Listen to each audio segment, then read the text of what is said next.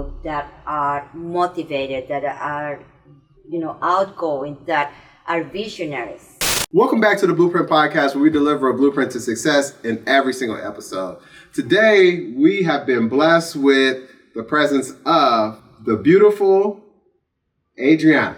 Yes, and actually, I've been doing business for 17 years. Can you believe it? 17? Yeah, it's coming up. I was getting ready to celebrate at 15, do a quinceañera. That didn't happen. So then we say, sweet 16. Has anyone done like a quinceañera? No. Before? But I want to do something. So now this is the year that I better do. But you let it pass. I know. It's like, come on, I need to do something for my 17 years. So Absolutely. it's coming up. 2 months. 2 months? Yeah. So you're going to throw a party at the house? I should do something. Rent out a hall? Oh, why not? I don't know something. I don't know. You make a lot of money. Sure I do. So, but I would love to do something. I mean, to be a full-time realtor, it takes a lot of time. It takes a lot of courage because we've been going through, some rough times. Absolutely. This is not my first crash. It wasn't a crash, but, tough business. But I was a brand new agent in 2008. Okay. I got my license in 2007. And I was, so excited. Okay, everything is going to happen. And you're like, okay, where's the money? And actually everything was just going down. I didn't understand what was happening. And I think I did my first sale in 2008. So 2007 was like zero. So you got your license when in 2007? Like the beginning, the middle? It was in May. In May? May 2007. Okay, so you're kind of middle of the year-ish. Yeah. Okay.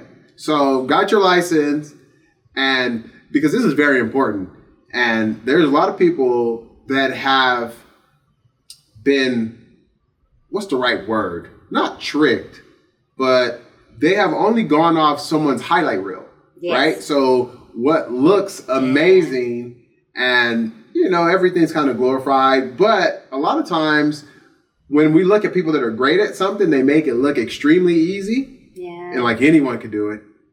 Yeah. It's our own fault because we as realtors, we love to, take pictures, videos when we're having fun and when we are celebrating.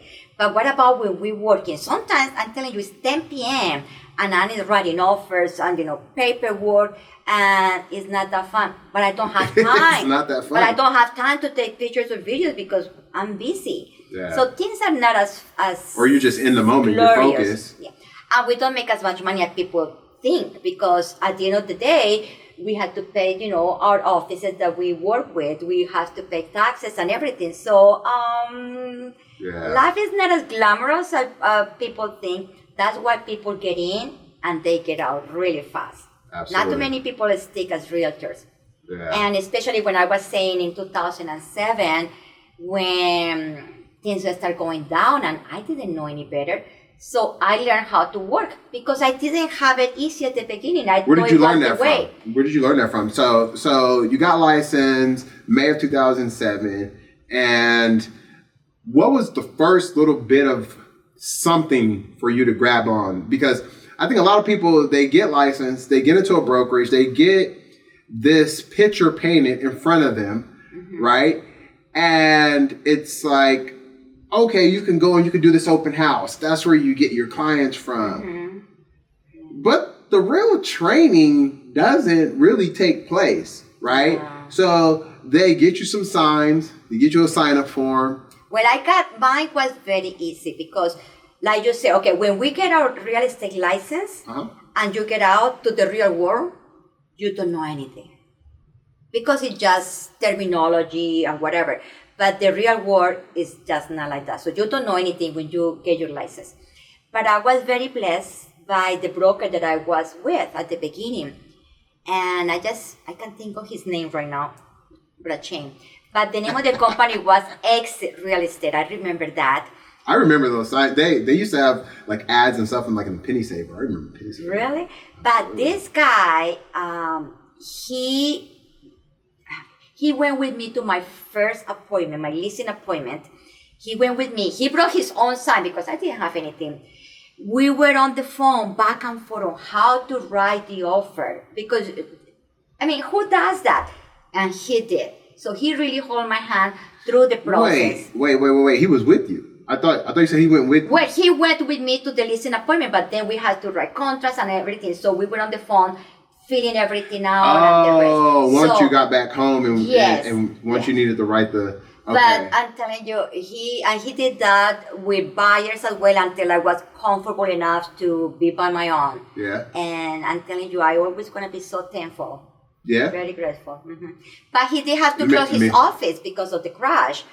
And honestly, okay, but let me ask you something. Okay, so that was your first brokerage. Mm-hmm. What was the split?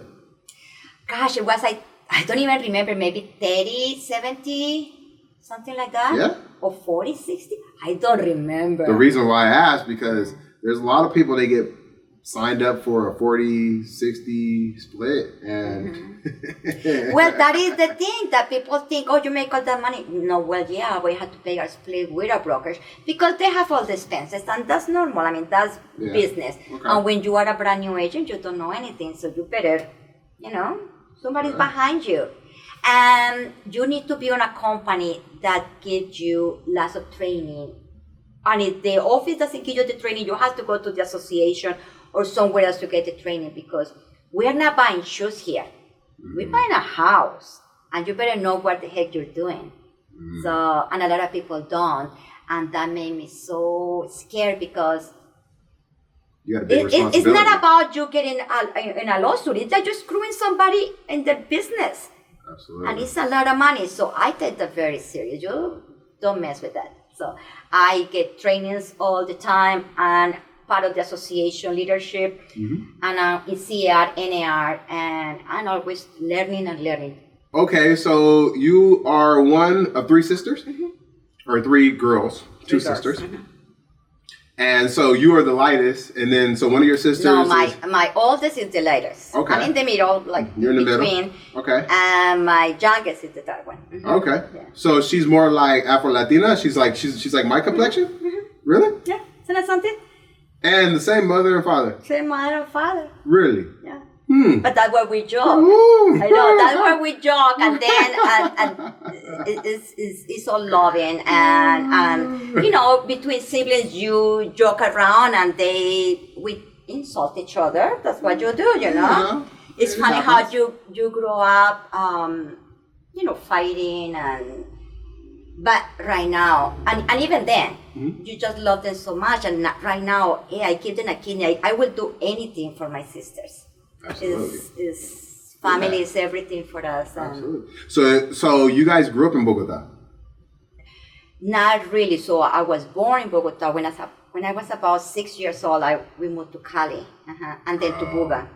Oh, okay. So I grew up most in Buga. Okay. I went all the school. I went to a Catholic school with nuns and everything. So that was interesting. From first grade. Well, you're smiling about it. That's interesting. Well, my mom was a teacher there, so it was all good. But I was there from first grade until I graduated from high school. That's very interesting. So grown up with the same people, literally grown up with all the same people. Yeah. So they still have high school reunions. I only have attended a couple just because when I'm here. Yeah. But it's so nice to see your friends. And like, oh my gosh, I know you from this little. Yeah. From Little Chiquita. Little Chiquita. Yep. So we have some friends that are from Colombia, that are from Bogota and Cali. And, so we went out there for a wedding because both of the husband and the wife are from Colombia, from different parts of Colombia. So we were we spent, I don't know, half a week or so in Bogota, and then like another week or I don't know, somewhere around that amount of time in Cartagena. So. Okay, so Bogota is very cold just because we are high in the mountains. And then you go to Cartagena and it's so hot because you are in the coast. So. Correct. So I did learn something though, because one of the friends was talking about, because they grew up in Bogota, you know, things with Pablo and all the stuff. And it's interesting because people know about it right now because of what is being shared or the story that's being told throughout these TV shows. Not the people that actually lived there and went through some of the things, because some of those people are looking at it like now it's being glorified as if it's something cool when it wasn't nothing cool. No. I was in Colombia, but I was not aware of all the stuff that was happening. We saw it in the news. Okay. So we were lucky that nothing happened in the city that I was. And then you hear, something happened here and there. But if you are not in that circle, I guess my parents were trying to cover it up for us. I don't know, but I didn't. Now that I seen the movies, I'm like, oh my God, that was awful. But the reason why I bring it up is because when that was going on, you were how old? I don't even know what year was that. Like I said, I don't remember it very well. Yeah? But I know the guy, I know the whole story. I've seen the movies. Yeah. And I'm like, oh. God. So I'm assuming you had to be like teenager almost. Probably. I don't really remember. What year do you think it was? Well, I don't know, because my one of our friends, she has to be, I don't know, maybe like in her early 30s, late 20s or something. And she was telling us stories about when she was like a little girl, and they blow up this part of the city and stuff, like in the areas that we were at. So she was telling us in the areas that we were at. So maybe because I wasn't there, like I'm telling you, it's you were in the city that happened, obviously, but maybe because I wasn't. But then you guys moved away, right? Yeah. So we were in another city, and it's very small town, very peaceful, I guess. And I didn't get to experience that much. We saw it in the news, but I didn't get to see it, to live it. Thank God. Yeah. Yeah, very, very, very interesting. How soon after you got your license did you get some type of action? Like, well, I got action right away. I was lucky that I got my first listing, that I was telling you that I went with my broker. So but that didn't how long was sell. it? How long was it before you got your first listing? I got it right away. So now my friends wanted to sell her house, and I got it right away. But they wanted like $900,000 in Norco. The house was beautiful. I'm telling you, beautiful. And the backyard, like an oasis with a waterfall pool. Correct. The whole, perfect. So we listed at 960. I don't even remember, but in the 900s. Well, and they owe 650. I still have the numbers in my head, and nothing was happening. Yeah. Because but they're thinking they can get out scotch-free with 250. 200. But they wanted to buy another house, so they wanted to sell it for the 650 because they needed money. Right. And then nothing happened. The market kept crashing. They got an offer for like 800. They're like, heck no. So they got another offer, and the more they waited, the offers were going lower. So we never saw it. So they ended up renting it. Okay. So and I got the listing for the rental. Okay. But we never saw it because so they still have it right now. And they still have it right now after all those years, and it's still rented. It being through different people, but they never saw it because it was. But what is the price for now?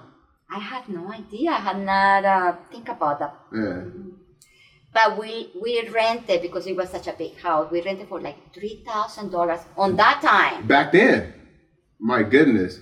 It was a beautiful house. What was it, like 3,500 square feet, 4,000 square feet? I don't even remember, but something it's over an acre as well. Mm-hmm. But it's because of the landscape, and especially you have this giant driveway that you can put all the toys, trucks, so people don't have to. A lot of people have toys, like when I'm talking about toys, it's like tractors and all that good stuff, boats and all those things. Yeah. And then you have to pay extra parking somewhere to put it. Of course. In here they can put everything. Yeah. So absolutely, yeah. They can even start charging for parking. They sure have. They can start because there's people that have motorhomes, big trailers, boats, etc., and they pay for parking somewhere, even like at storage places. Yeah. Right. You see some storage places that have tons of boats and RVs and trailers and things like that. So I don't know how much they're renting it right now, but that house people will pay maybe even $4,500. Can you believe it, paying that for a rent? It's wild. That is crazy. I mean, people do it in a condo right now. It's insane. Prices are crazy. Absolutely. And if they're gonna pay that, I say just buy a house. At least you can move to Benny. Yes. She said yes. Wow. Yes. So, how long did you guys keep that listing on before you? Oh gosh, it was like, I don't remember. I was going to say 6 months. Oh, gosh, okay. I don't remember. Okay. But no, I think we rented right away. When they saw that the things were going down and they decided to move into another house, that was the reason. So they still moved. Okay. And as soon as they moved, we just rented. And they were like, forget it, this is not the right time to sell. Hey. And they did good. Right on. Mm-hmm. So your next taste of business was when? Gosh, I don't remember. Like I said, my first actual sale was in 2008. Okay. And we were looking at foreclosure properties by then. So they were cheap because a lot of people were losing homes. Yeah. But it was good for buyers. Yeah. So I worked with a lot of buyers by then. Yeah. My listings were very low because people were losing their homes. Yeah. But buyers were taking advantage. I mean, they're like buying and then you have to work with the bank and buying as is because the banks are not going to fix anything. Right. And very cool, very exciting. One of my cousins bought a house. I can't remember the year that he bought it. Young guy, he was 21 years old when he bought his house. And what an experience because he bought a foreclosed home and he has to get an assistant, like a down payment assistant. Okay. And they give him like $15,000 for down payment. Okay. But you needed to, the house has to pass all these inspections. Okay. But the bank wasn't going to do those. Yeah. So trying to coordinate with the other agent, and he said, you guys do that, and if you don't get the house, nobody's going to give you the money back. But we fixed some things, and we got it, and now that house, he was able to refinance it. This happened, like I said, like 15 years ago. So he refinanced it. He had refinanced the house a few times. This is like the golden egg goose. Tail that keep the golden goose that keeps giving eggs or something. So that I don't know, something like that. Something like that. But that house, I'm telling you, he was able to get some money out, and he bought another house with that. He's renting the house right now. They're paying for his rent, for his mortgage. And he's getting $1,000 extra positive. Like, really? So, what a deal. That is the golden goose that keeps giving eggs or something. Yeah, something like that. Absolutely. But, and I was so proud because 21 years old and doing that. I mean, not too many people, not all his friends were doing that. Absolutely. And now he's 30-something, he has some income, passive income. Yeah. He's already even thinking about getting more money out of the house to buy another one. Yeah. That's the thing to do. That's why I feel so happy that I was able to, to help my cousin. And he's like, smart guy. Yeah. I wish all of my cousins or my family will do that, but he was the only one that did it. Yeah, that's definitely interesting. So what's the whole story? So what is your story like? About what? I mean, like your first job, like where you came from. I mean, we know you come from Colombia, but when you guys came here, if you were giving someone a kind of a quick overview of you and how you got here. How long do we have? Well, yes, I'm from Colombia. So I graduated from, high school. Then I started working right away, and I don't like math. So I was thinking, what should I study? What should I study that doesn't have math? Well, everything had math. I was even thinking physical education. It had math, so that everything. So in Buga, the city that I was living on, they opened these computer centers. Like it was at a university called Antonio Nariño University. And everything was about computer data and systems. So I'm thinking, oh, that sounds cool. Okay, so I registered with my sisters. And guess what? That's full of math. That's all math. Because that is like coding and programming. You're like, are you cheating? I should not say that word. Are you kidding me? No. Are you kidding me? So are you kidding me?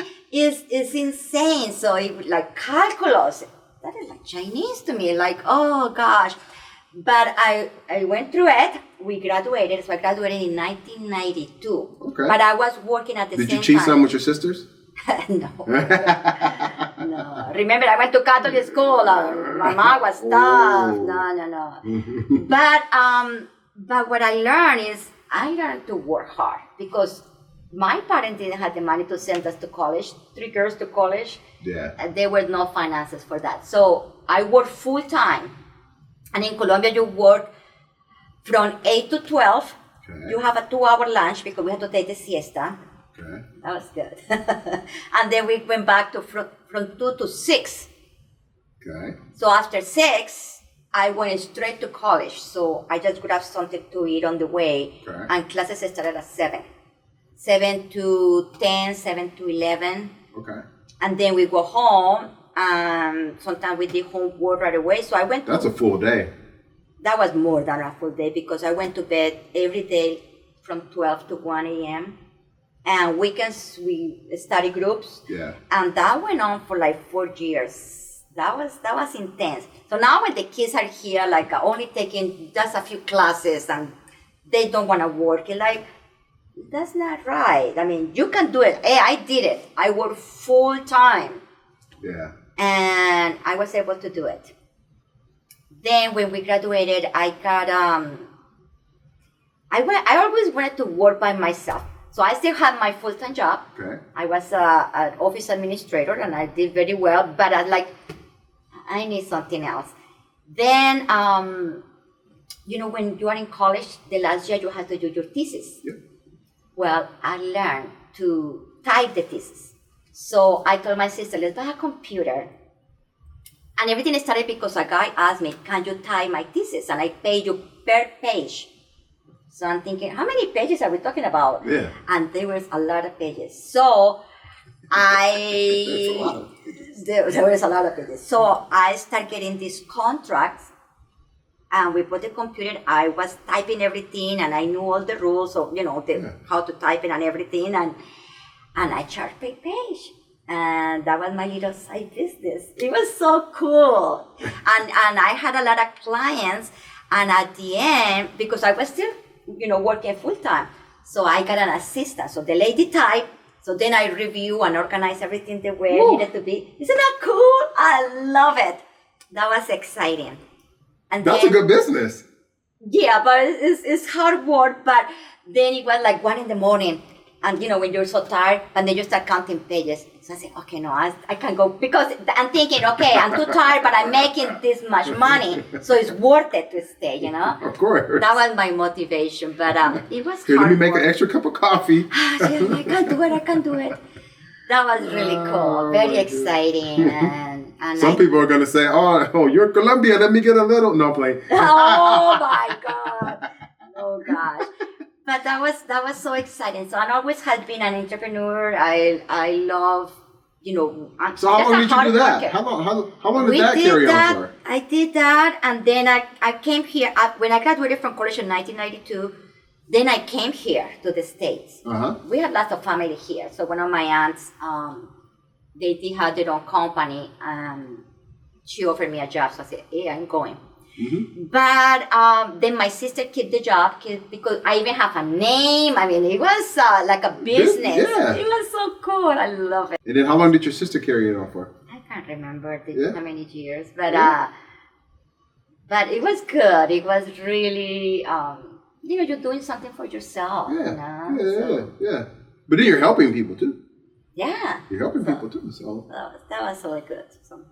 That is cool. I like that. So then you came over here, started working for your DI? Yeah, but then my aunt, she had a business. It was The church bulletin. So you go to church, they give you the bulletin, and in the back of the bulletin is an advertisement.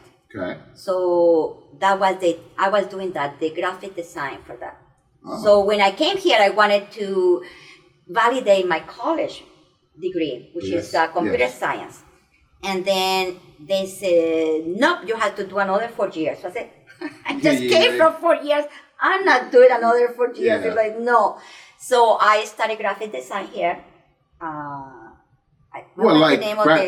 Graphic design, like using like Adobe Photoshop? Adobe Photoshop, Illustrator, WorkExpress. There were a few other programs. Really? And I learned how to do that. It was really, I love it.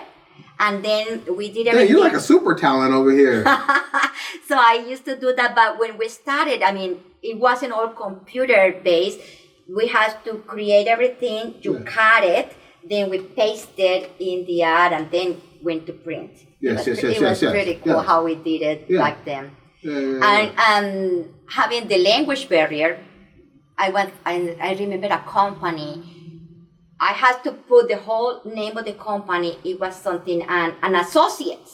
Yes. Let's pretend that it was Realty Master and Associate, just to say a name. But I didn't have enough space, so I put ASS period. Because I didn't have a space, to put the rest. So the typesetter came, what are you typing? And I said, I don't have enough space for the whole word. And she said, do you know what that means? So I said, associate. She's like, no! Oh my God. I was like, oh. That's going somewhere else. Ask.com. That was so, they were teasing me after that, like, you cannot believe it. So, but see, I just didn't have space to put all the word associates. So to me, it was AS period. I don't know. Anyway, so that was a cool thing to do. Hilarious. And I did That's that. Funny. That's a good story. That's good. That's good. I like it. Oh God, that was something. And I did that for many years. I don't remember how many years. 10? Wow. I don't know how many years. Then I got married. But you're still, but you're still working for your aunt. Mm-hmm. Yeah. All that good stuff. And I was living with her. And then even though after I married, I still keep working for her until it was just too far to drive. And I'm like, okay. Yeah. But it was really cool. I like those years. So that you were living where? By then I was living with my aunt. Well, but where? This is Riverside. Oh, here. Okay, here in Riverside. Okay. All right. And then you moved where? I moved to Anaheim. Okay. Yeah, my husband lived in Anaheim, so we moved there. But after a few years of driving back and forth, like, that's just not gonna do it. Mm-hmm. So I got a job in Anaheim, but they moved to Irvine, and then the drive. In Irvine, I got a office administrator job. Okay. Mm-hmm. But then it was just too much, the drive. I'm like, no, just not. So I went back to my aunt. I said, forget it. Oh, because we bought a house in Corona. So we moved to Corona 25 years ago. Okay. So now from here going back to Irvine all the time, it was just not. Got it. The drive was. So now you kind of bridged the gap. So now you can go back and. So I just went back. I just went back to work with my aunt for many years until I got into real estate. Now, when you went back, you were doing graphic design, or now you've kind of branched off to do this or that or something else? Actually, even though after I got my real estate license, I still was helping her. So the part-time here, part-time, Yeah. What kind of business was it? That was printing. She was doing the church bulletins. Mm-hmm. Okay, so, I wasn't sure what her business was. So she had a printing business. Mm-hmm. Got it. And they did the church bulletins. Mm-hmm. Okay. Like, only or eventually? Oh, okay. Yeah, they have a lot of churches that they did. So we had to do many bulletins. Okay. And the only thing that I did, it was just the advertisement. And the bulletin itself was sent by the church. The church said what they want. Correct. So we only put it together and the ad in the back. And they print that for free for the churches. But because it was advertisement, Mm-hmm. Absolutely. Okay. So what is your kind of switch gears a little bit? What is your take on coaching in the real estate space? Coaching, I had never done coaching, but I hear that is like even to this day. Yeah, mm-hmm. I have attended many seminars. So you don't think it's necessary? I think a lot of top producers, they do. Okay. Because they force you to do it. That's the problem. What do you mean by that? The problem with the real estate is where I am in this business and a lot of people in this business because we have the flexibility of our time. Okay. We don't want anybody to tell us, okay, you have to be here or do this, this, and that. Correct. Saying that, then we don't do it. We do it one day, we don't do it the next day. Mm-hmm. And then we complain because we don't have result. When you have a coach, you have to do this, this, and that every day. And in the morning they call you, have you done it? Why not? Do it. Mm. And then you like it or not, then you do it because you're paying this person anyway a whole bunch of money. So you better do it. And that gives you results. So I do believe that it works. And all the top producers that I know, they do it. I haven't done it. I did it one time, but I want to be so independent that I just don't want anybody telling me what to do. Even though I know that it's I should bring results. Yeah. So basically then it's someone paying someone else for that person to hold them accountable for what they know that they should already be doing. Exactly. Same thing with a gym.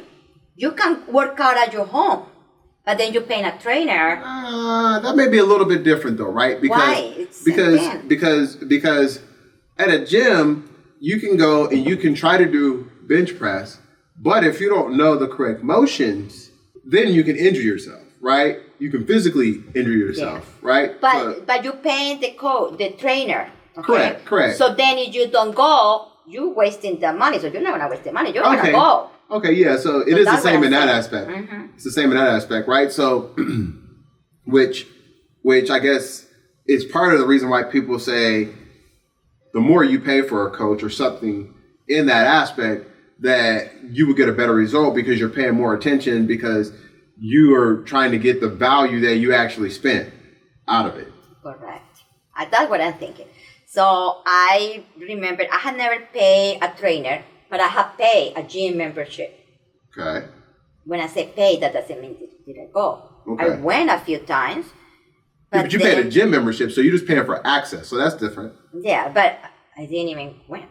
So, and I Why? know Why because time? When somebody, because it's excuses. Everything is excuse. I can come up with 1,000 excuses. Same thing in real estate. You can come out with 100 excuses, and there is no secret. If you do something, as long as we do it consistently, it should have results. But then we're lazy. And I say we because I have been there. Mm-hmm. I do business. I am consistent, but sometimes I'm not. Mm-hmm. And it bugs me. Somebody's telling me, you have to do this. But if you don't have somebody sometimes in your neck telling you things, then you don't do it. So I am 50-50 on the coaching thing. Okay. Where's the fine line between people getting coaching and like motivational speakers? Because I was going to say mentorship, because coaching, but see, there's these three like topics or areas or pillars. I don't know how you want to deviate them, but you have coaching, mentorship, and you have motivational speakers. Mm-hmm. And I think that a lot of it's gotten so convoluted. It's all gotten some kind of melting pot. It is a melting pot, and I have attended all. Because in real estate, again, this is a business of relationships, and at the same time, is very isolated. Some people are in their own little world. Some people don't even talk to people. So you need somebody to push you, like a, electric shock. Like, okay, let's do this. We can do it. Should it focus more on should it focus more on relationships? Because I think that has been lost. I don't think it's lost. Because for me, that's my basis of my business, the relationships. Mm-hmm. So, okay, because, and this is the reason why I say that I feel it's been lost, right? Because there are some that do focus solely on relationships, and I think that they find results when they do that. However, the picture that's painted to the masses through all media channels, whatever that is, you know, you dress up, you look beautiful, you drive a beautiful car, right? Beautiful jewelry or whatever it is, men and women, right? And that's almost like the focus point. Not what type of relationship is being built, how that relationship is being nurtured. And then within doing those things, these are the fruits that happen to fall from that tree. No, I believe in relationships. I believe in that we need to help each other. I'm not talking about just with my clients. I'm talking about in the industry. If we don't have a relationship where we can do business, I mean, it's business for everybody. Correct. But that it takes a mindset. I hear a lot of people in the industry, realtor, lenders, people in the industry, that they think if I talk to somebody else, they are my competition. I don't see it that way. I think we need to cooperate with each other. I belong to a group called the Women's Council of Realtors. You're familiar with Women's Council. But to me, what they teach me is that we need to cooperate with each other. It doesn't matter what, if you are a top producer or a brand new agent, you can talk to anybody, we are the same. And that's the way I see it. I get people calling me, or I call people from different parts of the country, from different parts of the state, like from everywhere. Different cultures, whatever, different offices. But we're Women's Council, and that's what it matters. And it's building those relationships, and then we get referrals from each other. Because again, this business is not of one person. I don't see anybody, I mean, in Corona, I mean, I have so many friends in here, but if I can't help them, that's what I do. I don't care. I think, again, this business for everybody. And there is no secret. It's not that I have an email template that I send to my clients. I share that because that is no secret. Yeah. The secret is in your personality. The secret is the relationship that you cultivate with your clients. Correct. The service that you provide. That's the thing that separates you from the next person. I don't care about, I don't think anybody's going to steal my clients. Because if I cannot work like that. It just, if they do, it's their own karma. But and it never maybe it happened, and I don't know. And I don't want to know, I guess. Yeah. So. Yeah, but if so, it wasn't done intentionally with any type of ill will, so. Yeah, so far so good, and what comes around goes around. I don't even know this. Yeah. How you say? Yeah. But I never tried to do anything wrong to my friends. I never will steal somebody's client. If another agent, another realtor will ask me a question, and if I know, I will share everything that I know because people have done the same to me. So that's what I know. Yeah. Yeah. Maybe some people have different experiences, and I feel so sorry for them that they live their life. But I'm in a good place where we are friends with each other and we help each other, and I want to keep it that way. And I want to be around people like that. If they're not like that, they are not in my circle. I love it. So, okay, a lot of people within our viewership are in the middle of their kind of success journey. And success is not a destination, it's a process, right? But they are in the middle of their journey, and then there's some that are stepping into their journey, right? And one of the things that comes up, one of the topics that comes up very often is that sometimes the person's support, and meaning like their close support, their partner, etc., or their relationship that they're in, doesn't support what they're trying to do. So the question comes about, do you do it single or do you do it with a relationship? Chase your dreams and your passions. That's a great question. I'll say I do it in a relationship because, well, I'm married, but my husband has a completely different job. He doesn't want to have nothing to do with real estate, but he has been my helper. I don't think I can even do it without him in the background supporting what I want to do. When you're talking about being successful, to me, successful is not how many transactions you had done or how much money you had made. That's not how I measure success. To me, is what you do. I'm following my dreams. I do a lot of social work at the same time. I do lots of work in the community. And I do a lot of volunteer work also at the association. So that's where my heart is. I feel fulfilled helping at the association. I help like with events. I'm member of Soroctimos International of Corona, which is like a non-profit organization that helps women, like through education. We give scholarships. It's fantastic. And my heart is doing those things. And of course I need to work, and I love, it's not, for me, it's not even a job. I just do it because I think it's fun. You happen to get paid. I think it's really cool to go see homes. And I think it's cool to... But that's almost a trap though, right? Because a lot of people getting into real estate think, oh yeah, it's cool to go view this $5 million home, right? And even hold an open house at this $3 million home, right? Not really paying attention to the real math. And what I mean by that is that the odds of you actually getting business out of that, extremely slim. Because the person that's walking in that can afford that has an accounting system, a team, etc.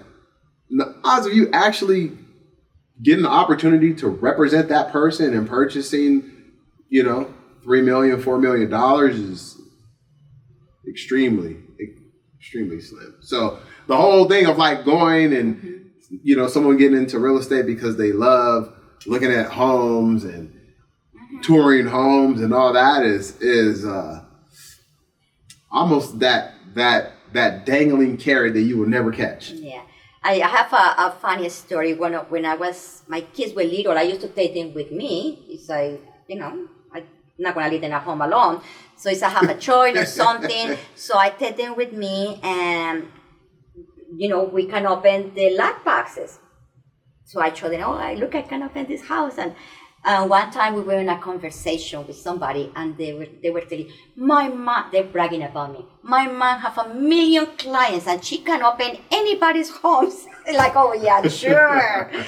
But isn't that cute how their minds, Yes. I love that. And they thought it was so cool that I can open the door. Like, I had the power. Like, yeah, sure, it's a power, huh? That's so cute. So you would say, for someone to travel that journey with a partner within the relationship, what if that relationship is not supportive? Then what? That's hard. That's hard if you don't have the support, because let's say in this business, we have to talk to guys. Yes. I told my husband today, I have an interview. I'm here alone with a guy. So do you think if I don't have the support with my husband, he's going to be like, Yeah. But he knows I'm just doing business. And he trusts me that I don't have any intent to do anything bad, because I don't have the need for that. I have coffee. I talk in the phone with guys all the time, because that's the business. So you don't have that kind of support and trust. Yeah. I don't even know how I will do business. And I have to go on business trips. And sometimes, and even financially, in this business, we don't get paid every month. Mm-hmm. Sometimes we don't get paid in 2 or 3 months. Yeah.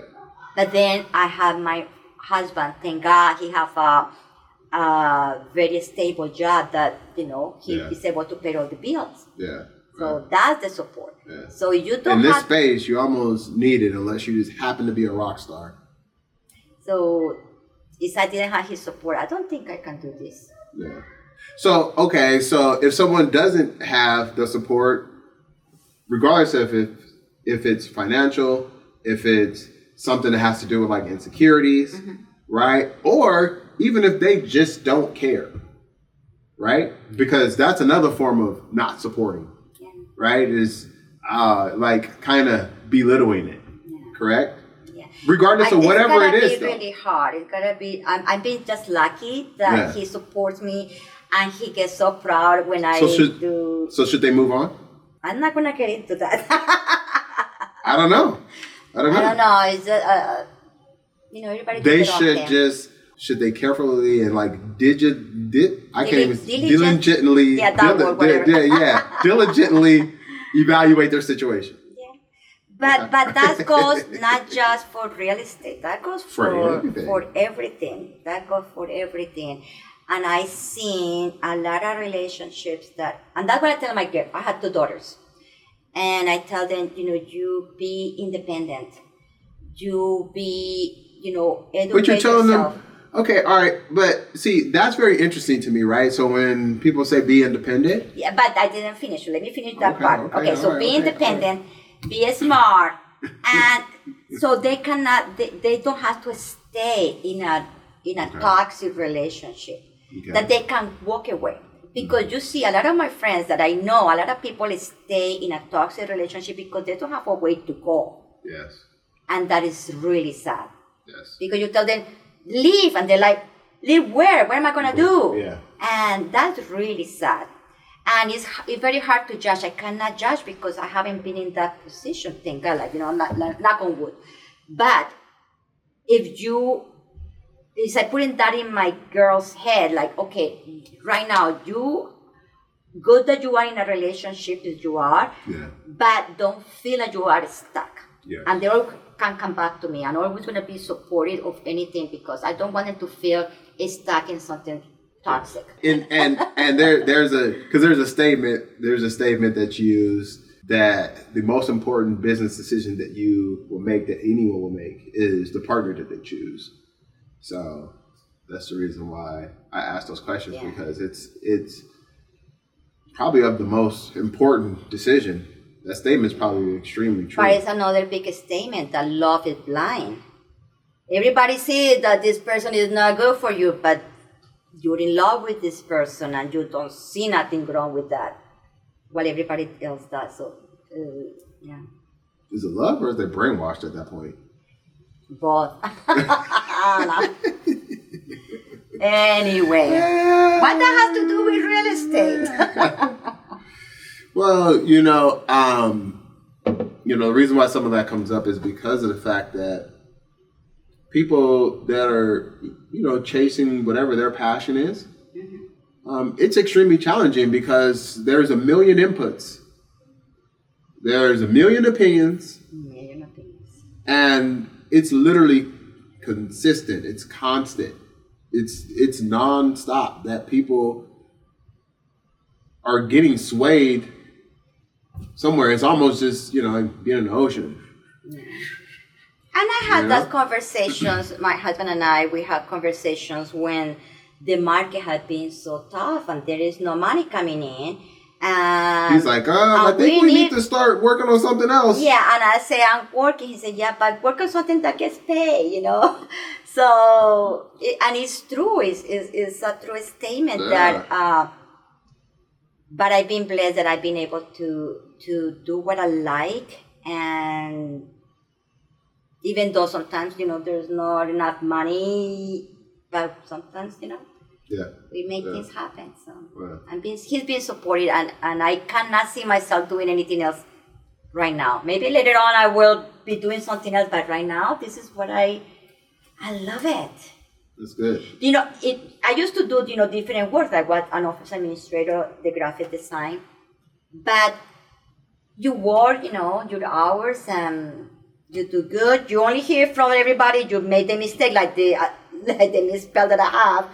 But that's it. But in real estate, emotions are all the time up and down. Yes. But when you close a transaction and you give the key, I'm telling you, that feeling is not about the money. Yeah. But when you give the key to the person, and then if there have been struggles, and it has been so hard, and they may be everybody chipping in to make it happen, but then you help them. I'm telling you, that feeling, it's like you get high. Like you like the super power kind of thing. Like I did that. I helped them. It's really cool. I don't know if you ever experienced something like that, but it's really cool. Yeah. It's not like you're helping an investor. It's another house. Yeah. No, I get to help a lot of people that This is their home. And maybe it would be like the forever home, or the first home that is just, it means so much. Yeah. That is cool. That is, I'm telling you, that feeling, for me, that's what I do it. So if you were to put, a new realtor, if you were to map out a simple, 5 steps roadmap for them to maybe get to and through their first transaction, what will be the 5 things to focus on this and this and this and this, you would say, kind of? Well, one of the first things that when I started, we were like, okay, now I got my license, signs, everything. Okay, where are the clients? And they're like, you have to get them. I'm like, oh, they're not coming here, in this beautiful office. Yeah, they're not just walking in. I'm like, no. But that is a really big misconception with a lot of new agents. They really think it's that easy, that you get your license and, okay, give me the clients. I'm ready. I got my business card. I got. Yeah. No, that's nothing. You really gotta go work. And when I mean work, is work. Okay, some people go and work, go knock on doors, which I only have done a few times and I don't enjoy. But people say they are very successful. I say, whatever you do, just do it. Just do something. Mm-hmm. But if you just sit down in your office waiting for the phone to ring or somebody to walk in, sorry, that may not gonna happen. So, you may be lucky, and then, lo siento. But it's about doing something, but doing it. The open houses are the easiest for me because, okay, I had the house and people are actually coming in.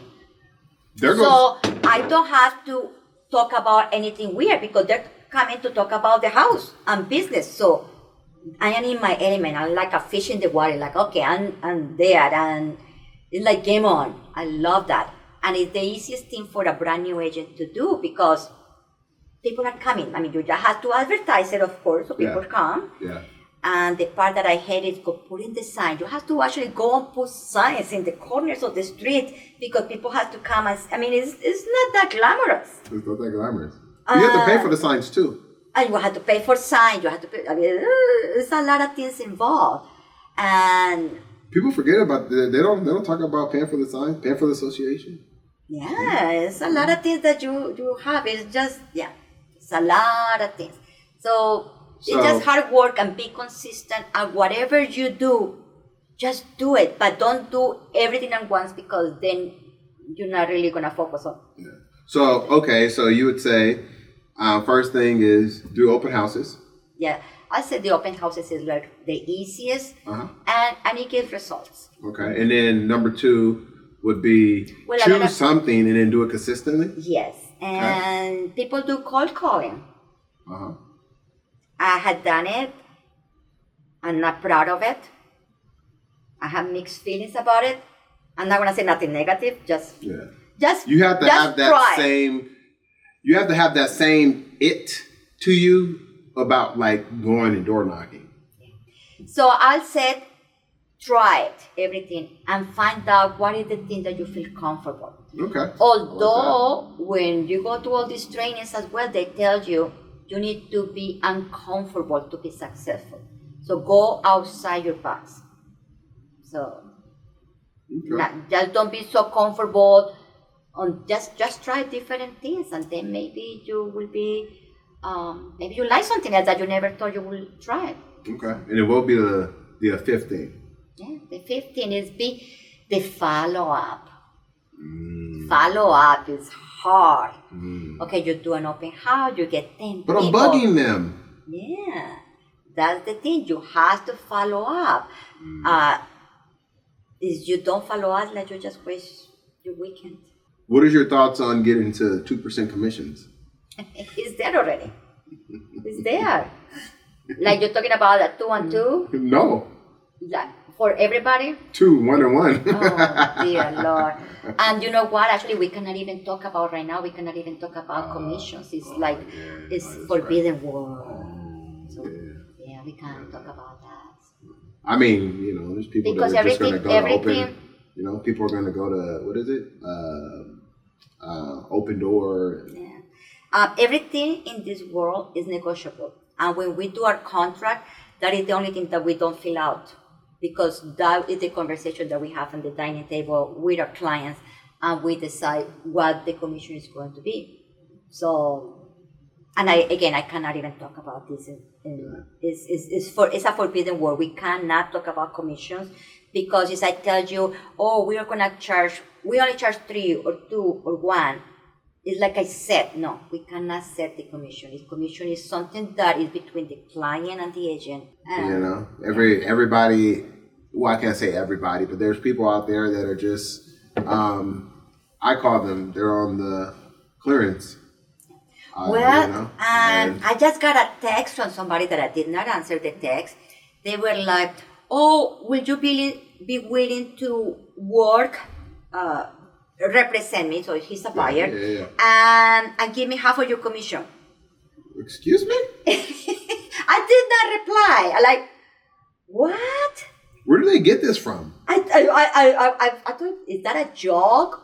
It can be a joke or an insult. I don't even take it any other way. Like, I did not even reply, because do I want to work with this person that he didn't even say hello? He only sent a text saying that, like, I don't want to work with this person, because what do they think what kind of cojones they have to even come to you and say that?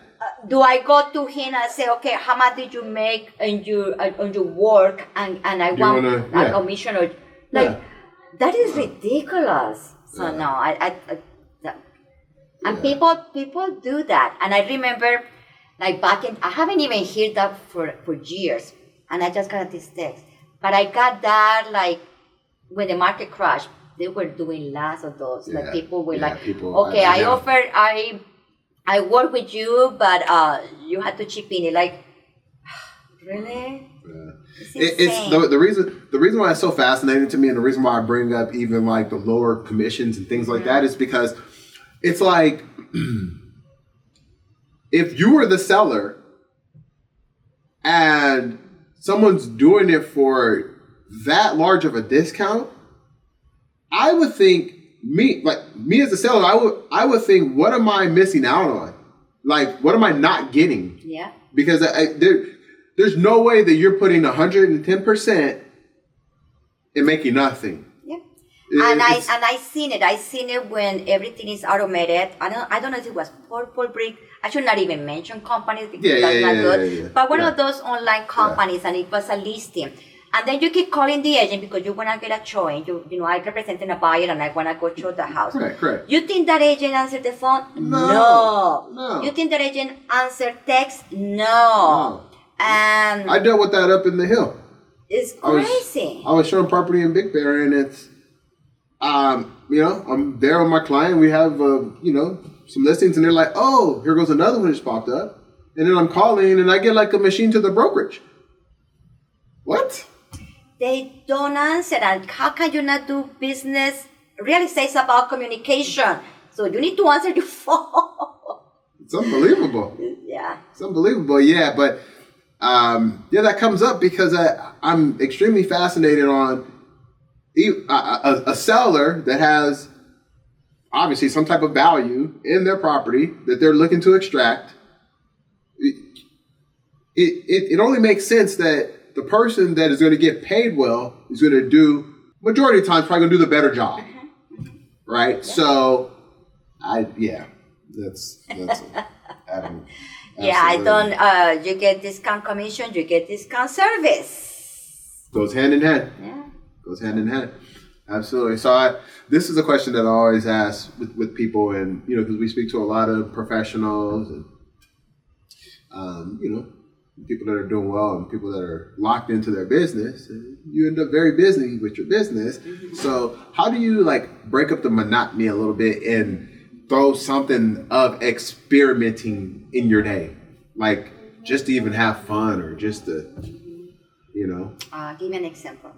So I seen this thing where this guy says that when he goes and he purchases something, if he goes to Starbucks, or if he goes and buys something from Macy's, I don't know, whatever store, right? I think Macy's is closing anyways. But he will just randomly ask for like a 10% discount. Like just to see what the reaction is that he gets. Oh, right? I like that, because they're not going to give it to you. Yeah, right. So he's doing it not in need of anything, right? Mm-hmm. But just curious to see what. Yeah, because the other people are asking you to get those discounts. Yeah. Yes. Okay. And I mean, and then everyone is like in the matrix. Like everyone's just so. I went to go. This is like, I don't know, a few days ago. I went to like Cane's, mm-hmm. right? And I know that they don't have a dessert, right? So they're like, okay, how can I help you? What's your, right? They're just, just trying to get through their work day, right? And then so I order my food and boom, boom, boom. Yeah, can I have this drink? And I would like an apple pie. And then she's like, wait, we don't have apple pies. Right? Like she's punching everything in, and then it finally registered like 2 seconds later. You're so mean. Oh, God. And then, I'll take the cheesecake. And then she laughs it off, right? And then, she got it. Okay. That's funny. Yeah, so do you have something that you kind of mix in? No, I don't do silly things like that, no. No? No, I think I should. Yeah. Throw it in there. I'm going to throw that something. Yeah, when you go to the grocery store, you go somewhere or something, throw something in that's just completely out the... But isn't that funny how we always have our antennas up? And when I'm talking about the antennas, it's like you are at the grocery store, you are like paying, and then you hear conversations, and as soon as somebody says the word, like, it's so funny, like, or moving, or house, or I'm selling, or you're like, oh, I'm here, so house, yeah, right here. It's funny how we, even anywhere that you always have even if you're not even thinking that you do, but it's something inbred in you. It's the weirdest thing. Yeah. So, this one is close to the last one right here. So, environment. Mm-hmm. So how important is your environment? And we're talking about where you eat, where you sleep, where you have fun, where you're going, and who you're doing those things with. Yep, environment is really good. There is a saying, and we're talking about many things that people said, that the people that you are around, what is it called? Okay, it's something like the 5 people that are around you, you became one of them, or something like that. I cannot think of the exact... You're like the average. You're like the average of the 5 that you surround. So it is very important who you surround yourself with. Mm-hmm. And I choose to be around people that are motivated, that are, outgoing, that are visionaries. And also, I read somewhere that if you are the smartest person in the room, you don't want to be the smartest because you're not learning anything. You gotta be in a place where it's growing, you learn, where you contribute. Mm-hmm. And that's what I choose. That's what I like. And I don't like to be around toxic people. I mean, negativity, it drains you. Negativity is so bad that, let's say it's in a room and you have something that smells bad and everything smells bad. Isn't that weird? So same thing with negativity. It sprays really fast. And I don't like that. And I get depressed like everybody else, but I choose to ignore that. I choose to be happy, to be outgoing, and also to do the daily affirmations. Mm-hmm. In the morning I said, I'm the best mom, which I'm not, but that's my affirmation because that's what I want to be. Mm-hmm. I'm the best salesperson. I'm the best realtor. I'm going to sell the house. They're signing. I seen it. They're signing, It's like you have to put it out there. You have to really believe that things are going to happen and put it around the universe. Yeah. And if I think of negativity, it sure will happen as well. So better think positive and better be in a positive environment. You're talking about environment? That's the environment that I want to be on. Absolutely. So, and that's eating at home, eating in a restaurant. I don't eat as healthy as I choose. Because I'm not a working woman. So whoever gets home first is the one who's going to cook. So we have, it's my husband and my daughter. I have 2 daughters, but one is in the military. So I have my youngest living at home. But she works. So whoever gets home first. So everybody's just trying to work late. Yes, but whoever comes home, okay, so we're like, do we have time to cook or do we order? Tuesday, we go for the Taco Tuesday. But not every Tuesday, but we try to eat. Like I was so busy last week with a lot of paperwork and I was just going crazy. So I think almost all week we eat out because I did not have time to cook. And I think I cooked one night, but I cook enough for 2 days. And this is something that everyone needs to find for themselves, like the thing that you do that is like, not necessarily like the pat on the back, right? But could be almost like the motivator and something that keeps you. Oh, I give myself presents. Yes. Yeah, I get it gives you like some type of satisfaction. And, I need to choose, so I buy myself a pair of shoes, and I get my me time. So I get my manicure, I get massages, and the thing about the massage is, well, it's because we're falling apart. We drive. I'm telling you, somebody posts something like a graphic on Facebook, and it says. Doing the taxes. And he said, but you put here 400,000 miles that you drive. Is it a mistake? Like, no, I'm a realtor. And but it's true. You know how much we drive. Well, you're a realtor. You know how much we drive. Yes. So we drive insanely amount of time. Today I had to put gas. So I put gas twice a week. We drive like everywhere sometimes. One day I drove 3 times to Riverside. How come I could not just have the 3 appointments, one after the other, in the same city? But no, everybody, early morning, then the other one at noon, then the other one late afternoon. It's like, really? So I'm not going to stick around, so I just have to, come back. Correct. It's insane how much we drive, and then, or either driving, or either working in the computer. So it's the sitting. So you need those massages a lot. So I try to give myself a monthly massage, and I take care of myself. So I need to pamper. Nice. I like it. I'm a girly girl, so I like things like that. Well, to an amazing conversation, learning about. Hopefully this is not our last one. That was fun. Absolutely. Yeah. So there'll be more. Well, I don't think I have anything left to say. You will squeeze everything out of me today. Oh, absolutely not. I went through like half the questions. Really? Yeah. I thought you it was a confession here. No.